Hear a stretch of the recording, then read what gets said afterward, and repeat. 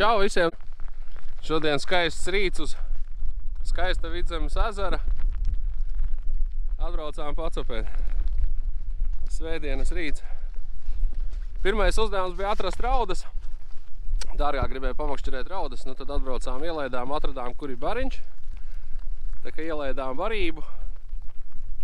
Nu, saskrēja riktīgi viņas tur.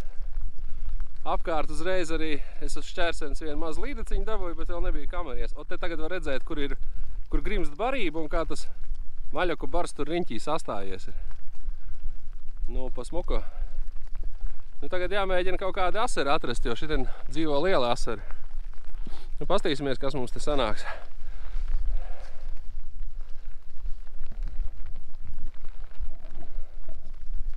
Un raudas, protams, ķerās, jā, viss kārtībā.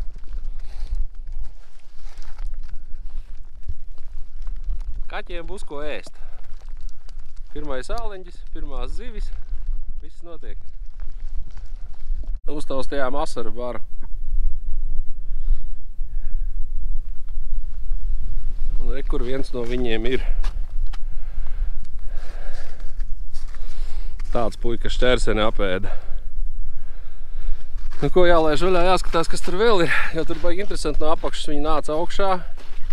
Skatījās, beigās viens tomēr dusmīgi iesita. Tā, nu man liekas pietiek šodien. Vējš tāds kā ārprāts, aseri bija, līdeciņa bija, raudiņas ir.